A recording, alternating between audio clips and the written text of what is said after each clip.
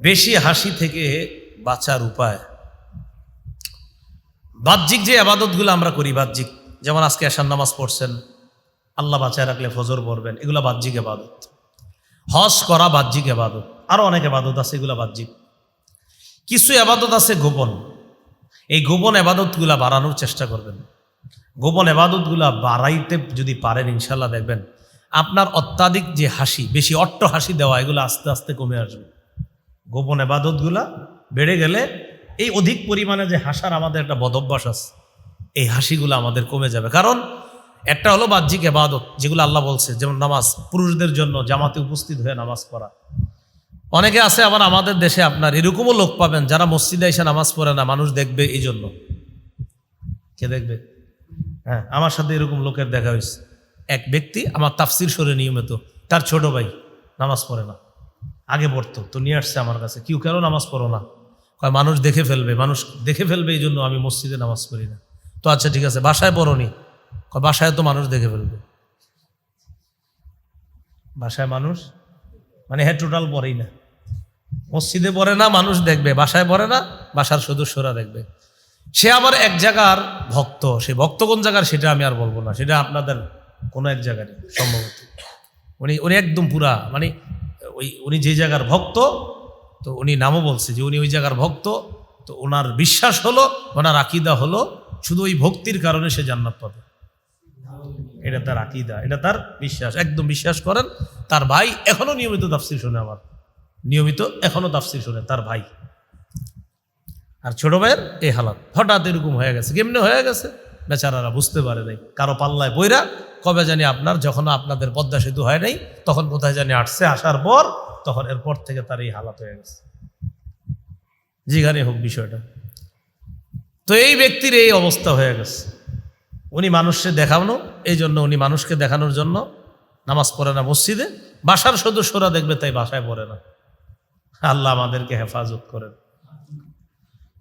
গোপনীয় ইবাদত সেগুলা কি হইতে পারে? বাসায় ঘুমায় রয়েছেন, রাত 1টা-2টার দিকে ঘুমাইয়া আছে আপনার বিবি, পাশের রুমে ছেলে মেয়ে আছে, আপনি বৈশা 10 বার সুবহানাল্লাহ পড়লেন, আপনার বিবিও দেখে নাই, ছেলে মেয়ে কেউ দেখে নাই। এই যে গোপনে 10 বার আল্লাহরে স্মরণ করছেন, কেউ দেখে নাই। আপনি রাস্তায় হাঁটতেছেন, কেউ আপনার আশেপাশে এখন নাই, রাত 10টার দিকে রাস্তায় হাইটা বাড়িতে যাইতেছেন, আস্তাগফিরুল্লাহ পড়তেছেন হাঁটতে হাঁটতে, কেউ আপনারা দেখে নাই, আল্লাহ দেখছে।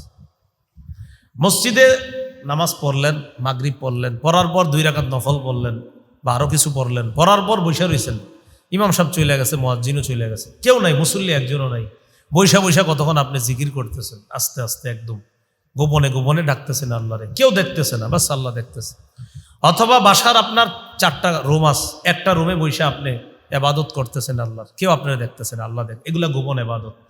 এগুলাতে কি হয় জানেন? এগুলাতে দিল নরম হয়, আর দিল যত বেশি নরম হবে, অট্ট হাসি তত কমে যাবে আপনার।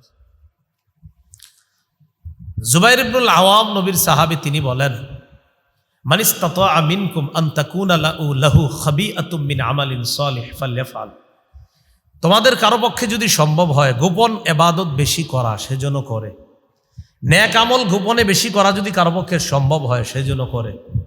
রাস্তা দিয়ে হাইটে যাইতেছেন, এটা এতিমখানার দান বাক্স, কেউ আপনারা দেখে নাই, আপনি গোপনে সেখানে 5,000 টাকা দান বাক্সই ফালাইয়া দিলেন, দান বাক্সেই ফালাইয়া দিয়েছেন, কেউ দেখলো না, বাস আল্লাহ দেখছে। তো জুবাইর ইবনুল আওয়াম বলেন, গোপন ইবাদত যদি কারো সাধ্য হয়, কুলায়, আল্লাহ তৌফিক দিলে বেশি বাড়াইবা। আল্লাহ আমাদেরকে আমল করার তৌফিক দান করেন।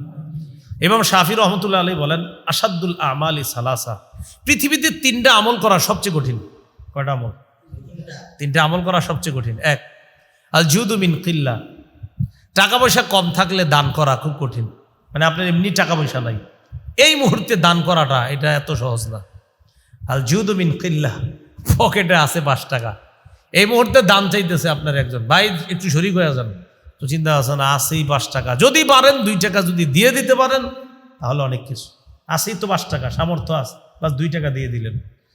তো ইমাম শাফি বলেন এই কামটা খুব কঠিন, টাকা কম আবার দান করা, এটা খুব কঠিন।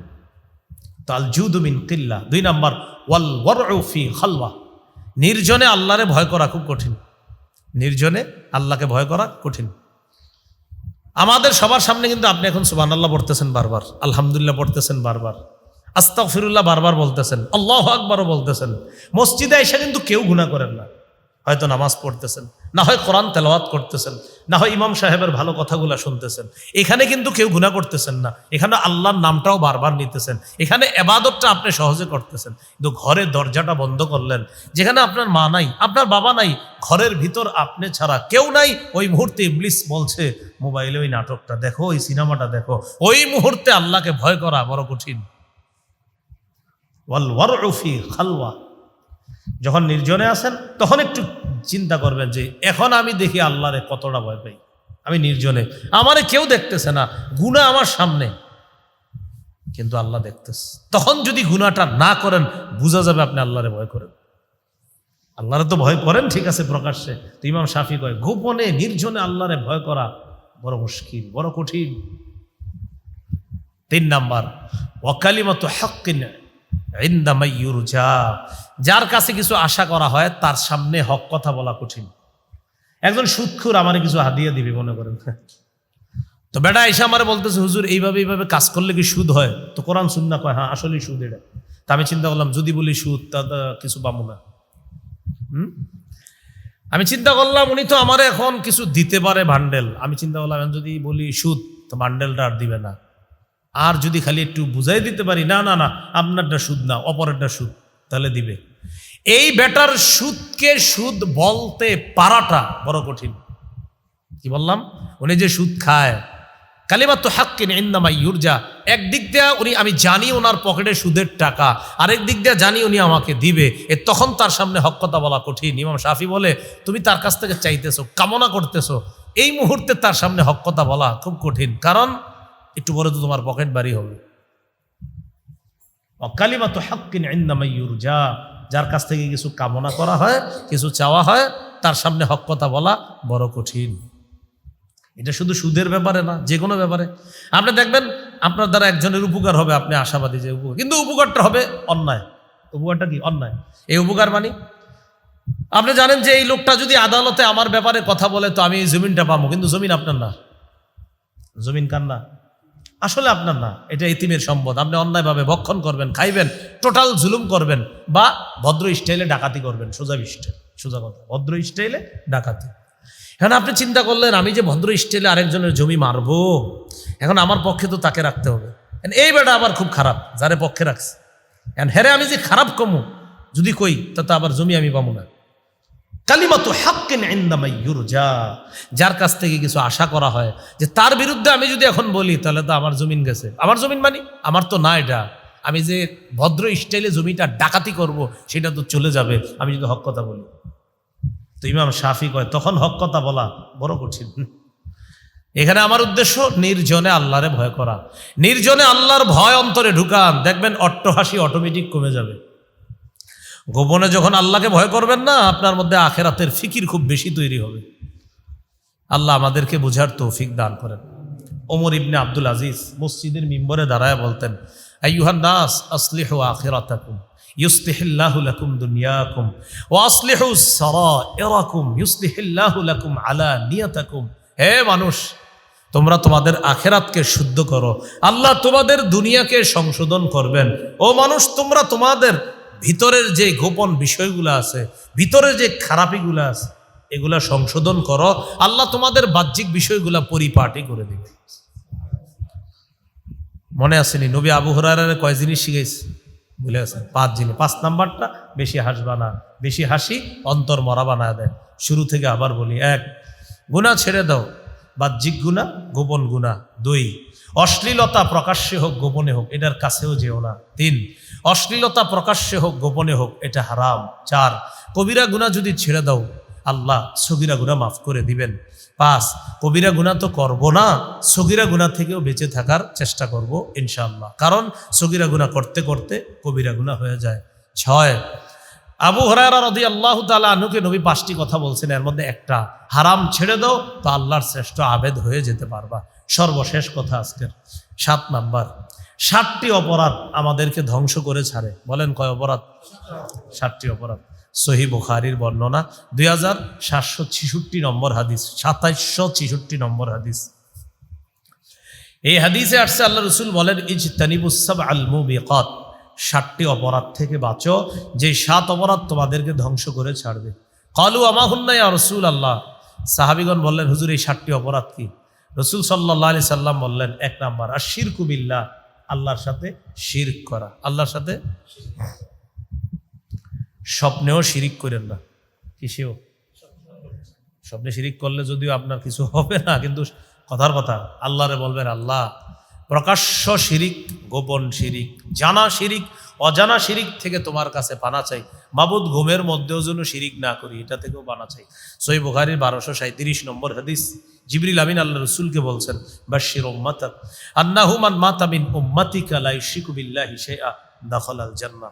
আপনার উম্মতকে সুসংবাদ দেন, যদি শিরিক করা ছাড়া মারা যায়, সরিষার দানা পরিমাণ ইমানও যদি খাঁটি ইমান থাকে, একদিন না একদিন জান্নাতে প্রবেশ করবে।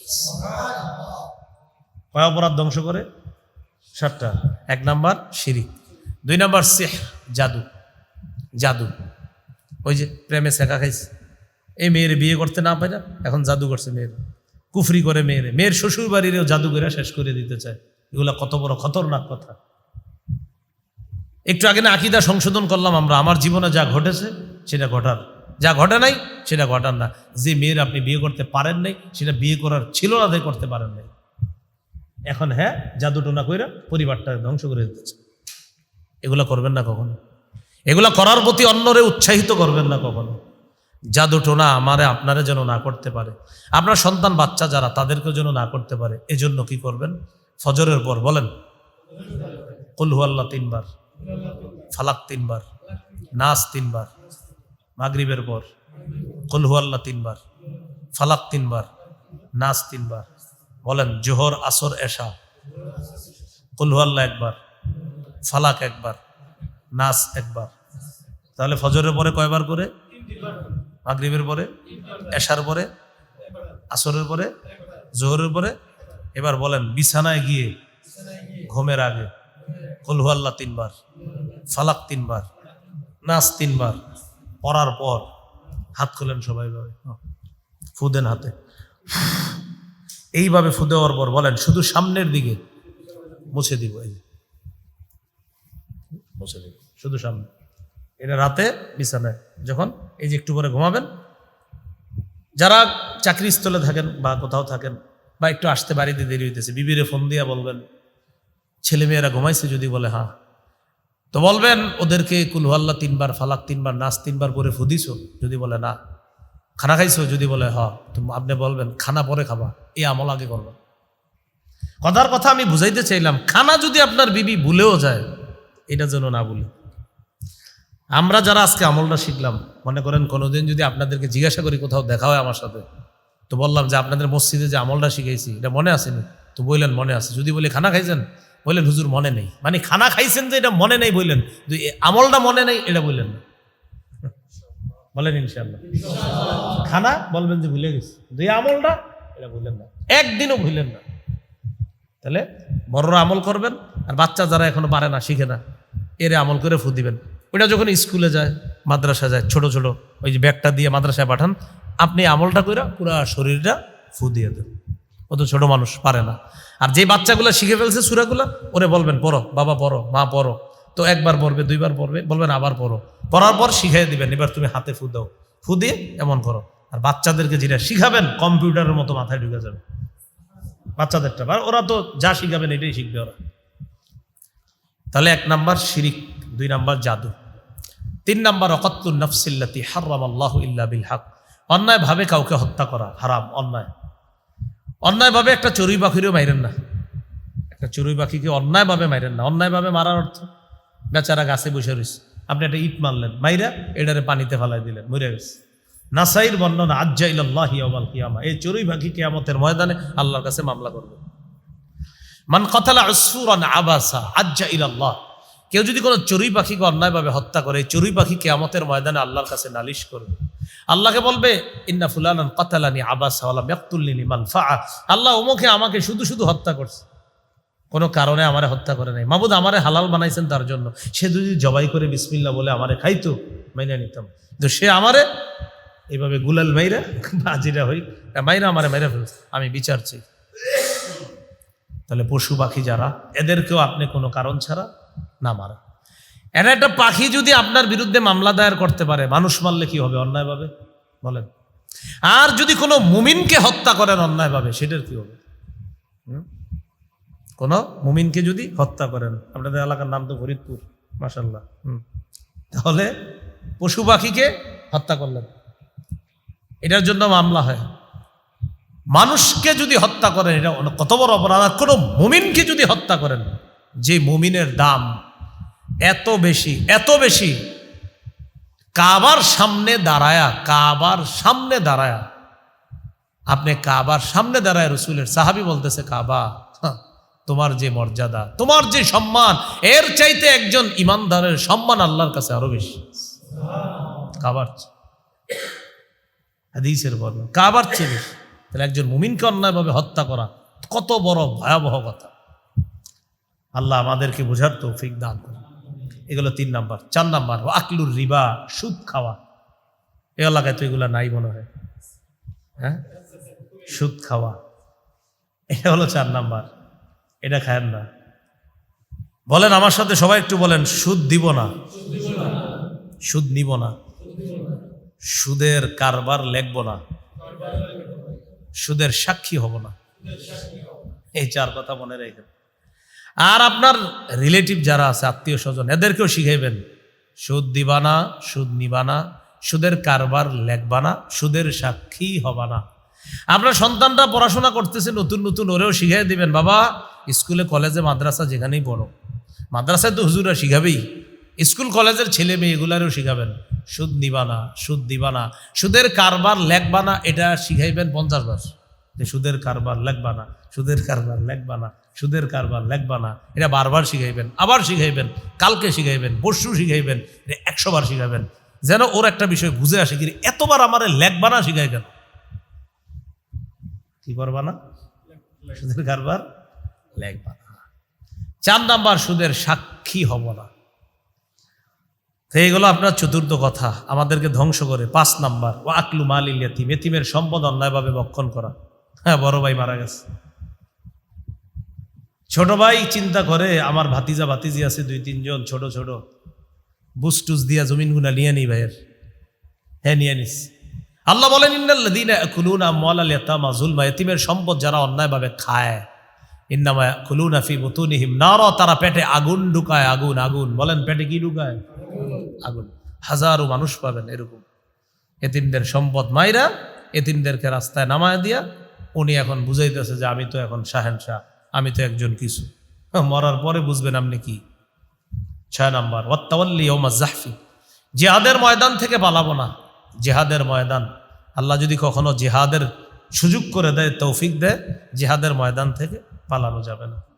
7 নাম্বার, ওয়াকাযফুল মুহসানাতিল মুমিনাতিল গাফিলাত, সতী সাদী সধবা কোনো মুমিন নারীর উপর মিথ্যা অপবাদ দেওয়া, এটা হারাম, এগুলা করা যাবে না। আল্লাহ আমাদেরকে হেফাজত করেন, আল্লাহ সকলকে হেফাজত করেন। তাহলে 7টা কথাই আজকে মনে রাখেন। আপনারা যেই কয়জনই আছেন, আজকে মাহফিল হয় নাই তো, না হয়েছে তো কি হয়েছে, চা তো খাইবেন কমপক্ষে, জীবনে চলার পথে চা পান করেন না?